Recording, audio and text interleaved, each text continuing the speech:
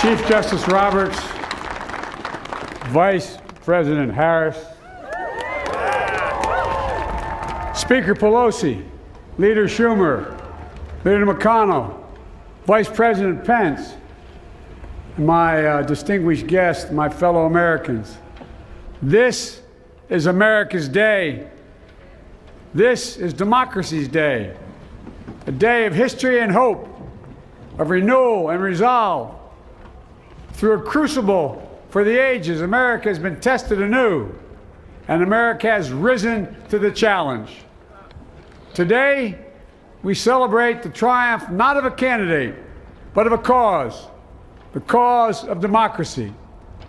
The people, the will of the people, has been heard, and the will of the people has been heeded. We've learned again that democracy is precious. Democracy is fragile.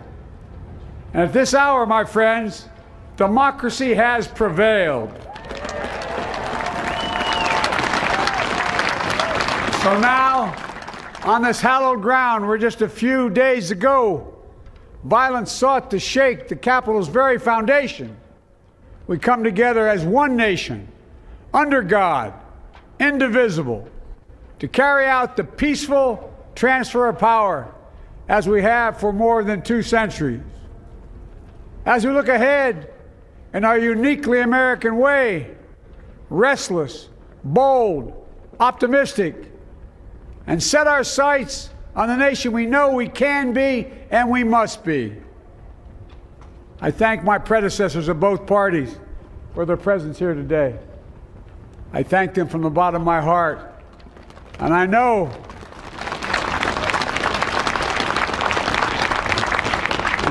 the resilience of our Constitution and the strength of our nation, as does President Carter, who I spoke with last night, who cannot be with us today, but whom we salute for his lifetime in service.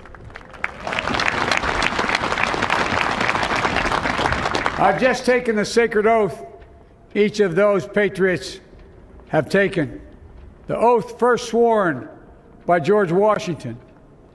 But the American story depends not on any one of us, not on some of us, but on all of us, on we, the people, who seek a more perfect union. This is a great nation. We are good people. And over the centuries, through storm and strife, in peace and in war, we've come so far. But we still have far to go.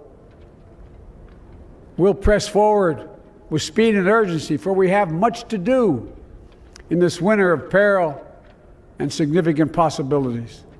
Much to repair, much to restore, much to heal, much to build, and much to gain.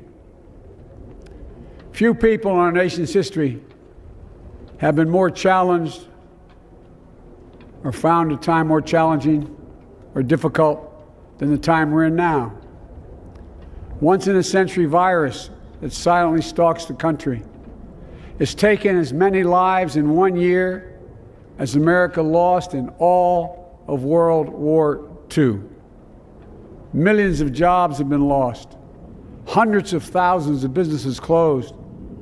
A cry for racial justice, some 400 years in the making, moves us. The dream of justice for all will be deferred no longer. A cry for survival comes from the planet itself, a cry that can't be any more desperate or any more clear. And now, a rise of political extremism, white supremacy, domestic terrorism, that we must confront and we will defeat. To overcome these challenges, to restore the soul and secure the future of America, requires so much more than words. It requires the most elusive of all things in a democracy: unity. Unity. In another January, on New Year's Day in 1863, Abraham Lincoln signed the Emancipation Proclamation.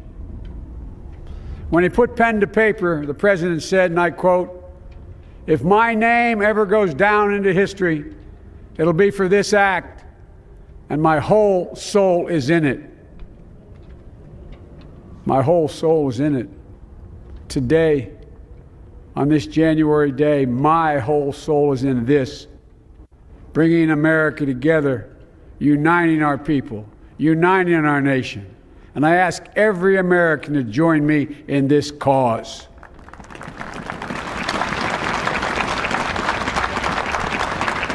Uniting to fight the foes we face: anger, resentment and hatred, extremism, lawlessness, violence, disease, joblessness, and hopelessness. With unity, we can do great things, important things. We can right wrongs. We can put people to work in good jobs. We can teach our children in safe schools. We can overcome the deadly virus. We can reward work and rebuild the middle class and make health care secure for all. We can deliver racial justice, and we can make America once again the leading force for good in the world. I know speaking of unity can sound to some like a foolish fantasy these days. I know the forces that divide us are deep and they are real. But I also know they are not new. Our history has been a constant struggle between the American ideal that we're all are created equal and the harsh, ugly reality that racism, nativism, fear, demonization have long torn us apart. The battle is perennial, and victory is never assured. Through Civil War, the Great Depression, World War, 9/11, through struggle, sacrifice, and setbacks, our better angels have always prevailed. In each of these moments, enough of us have come together to carry all of us forward. And we can do that now. History, faith, and reason show the way of unity. We can see each other not as adversaries, but as neighbors. We can treat each other with dignity and respect. We can join forces, stop the shouting, and lower the temperature. For without unity, there is no peace, only bitterness and fury.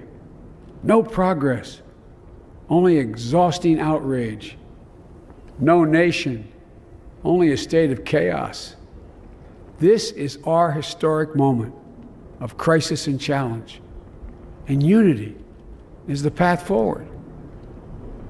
And we must meet this moment as the United States of America.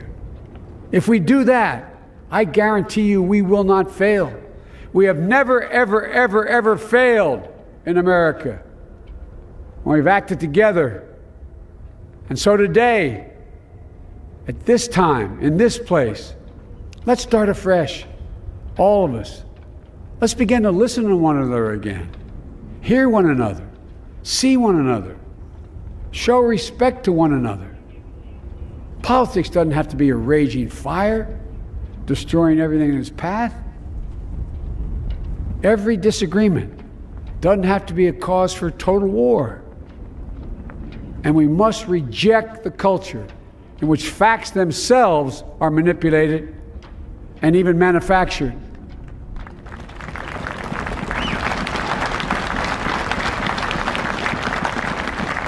My fellow Americans, we have to be different than this. America has to be better than this. And I believe America is so much better than this. Just look around. Here we stand in the shadow of the Capitol Dome, as was mentioned earlier, completed amid the Civil War, when the Union itself was literally hanging in the balance. Yet we endured. We prevailed. Here we stand, looking out on the great mall where Dr. King spoke of his dream. Here we stand where 108 years ago, at another inaugural, thousands of protesters tried to block brave women marching for the right to vote. And today, we mark the swearing in of the first woman in American history elected to national office, Vice President Kamala Harris. Don't tell me things can't change. Here we stand across the Potomac from Arlington Cemetery, where heroes who gave the last full measure of devotion rest in eternal peace. And here we stand, just days after a riotous mob thought they could use violence to silence the will of the people, to stop the work of our democracy, to drive us from this sacred ground. It did not happen. It will never happen. Not today, not tomorrow, not ever. Not ever.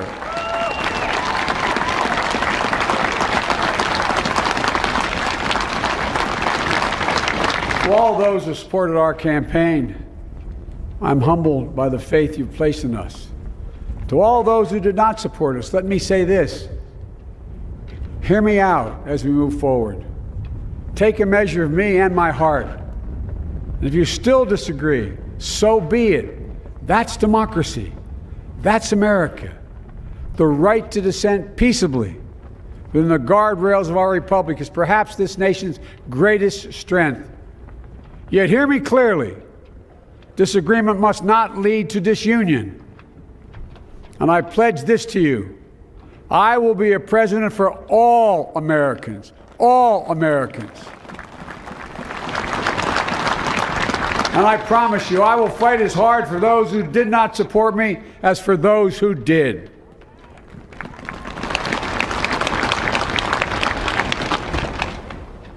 Many centuries ago, St. Augustine, a saint of my church, wrote that a people was a multitude defined by the common objects of their love.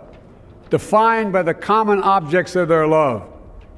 What are the common objects we as Americans love that define us as Americans? I think we know. Opportunity, security, liberty, dignity, respect, honor, and yes, the truth. Recent weeks and months have taught us a painful lesson. There is truth and there are lies. Lies told for power and for profit. And each of us has a duty and a responsibility as citizens, as Americans, and especially as leaders. Leaders who have pledged to honor our Constitution and protect our nation, to defend the truth and defeat the lies. Look, I understand that many of my fellow Americans view the future with fear and trepidation. I understand they worry about their jobs. I understand, like my dad, they lay at bed at night, staring at the ceiling, wondering, can I keep my health care? Can I pay my mortgage? Thinking about their families, about what comes next. I promise you, I get it. But the answer is not to turn inward, to retreat into competing factions, distrusting those who don't look like you, or worship the way you do, or don't get their news from the same sources you do. We must end this uncivil war that pits red against blue, rural versus urban, conservative versus liberal. We can do this if we open our souls instead of hardening our hearts, if we show a little tolerance and humility, and if we're willing to stand in the other person's shoes, as my mom would say, just for a moment, stand in their shoes. Because here's the thing about life. There's no accounting for what fate will deal you. Some days, when you need a hand. There are other days when we're called to lend a hand. That's how it has to be. That's what we do for one another. And if we are this way, our country will be stronger, more prosperous, more ready for the future. And we can still disagree. My fellow Americans, in the work ahead of us, we're going to need each other. We need all our strength to persevere through this dark winter. We're entering what may be the toughest and deadliest period of the virus. We must set aside politics and finally face this pandemic as one nation. One nation. And I promise you this, as the Bible says, weeping may endure for a night, but joy cometh in the morning. We will get through this together. Together. Look, folks, all my colleagues I serve with in the House and the Senate up here, we all understand the world is watching all of us today. So here's my message to those beyond our borders. America has been tested, and we've come out stronger for it. We will repair our alliances and engage with the world once again, not to meet yesterday's challenges, but today's and tomorrow's challenges. And we'll lead not merely by the example of our power, but by the power of our example.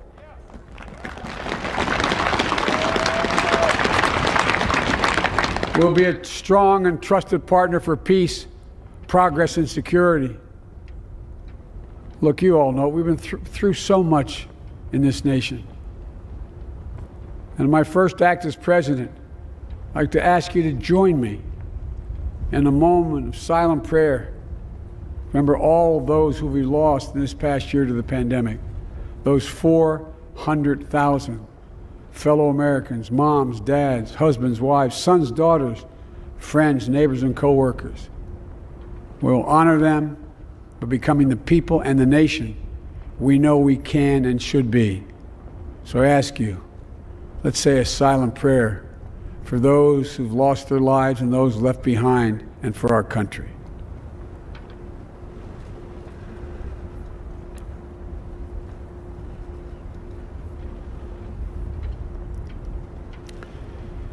Amen. Folks, this is a time of testing. We face an attack on our democracy and on truth, a raging virus, growing inequity, the sting of systemic racism, a climate in crisis, America's role in the world. Any one of these would be enough to challenge us in profound ways. But the fact is, we face them all at once, presenting this nation with one of the gravest responsibilities we've had. Now we're going to be tested. Are we going to step up, all of us? It's time for boldness, for there is so much to do. And this is certain. I promise you, we will be judged, you and I, by how we resolve these cascading crises of our era. We will rise to the occasion is the question. Will we master this rare and difficult hour? Will we meet our obligations and pass along a new and better world to our children? I believe we must. I'm sure you do as well. I believe we will. And when we do, we'll write the next great chapter in the history of the United States of America, the American story. A story that might sound something like a song that means a lot to me. It's called American Anthem. There's one verse that stands out, at least for me, and it goes like this. The work and prayers of century have brought us to this day. What shall be our legacy? What will our children say? Let me know in my heart when my days are through. America, America, I gave my best to you. Let's us add our own work and prayers to the unfolding story of our great nation. If we do this, then when our days are through, our children and our children's children will say of us, they gave their best, they did their duty, they healed a broken land. My fellow Americans, I close the day where I began, with the sacred oath. Before God and all of you, I give you my word. I will always level with you. I will defend the Constitution. I'll defend our democracy. I'll defend America. and will give all of you, keep everything I do in your service, thinking not of power, but of possibilities, not of personal interest, but the public good. And together we shall write an American story of hope, not fear, of unity, not division, of light, not darkness, a story of decency and dignity, love and healing, greatness and goodness. May this be the story that guides us, the story that inspires us, and the story that tells ages yet to come that we answered the call of history. We met the moment. Democracy and hope, truth and justice did not die on our watch but thrived. That America secured liberty at home and stood once again as a beacon to the world. That is what we owe our forebears, one another, and generation to follow. So, with purpose and resolve, we turn to those tasks of our time, sustained by faith, driven by conviction, and devoted to one another and the country we love with all our hearts. May God bless America, and may God protect our troops. Thank you, America.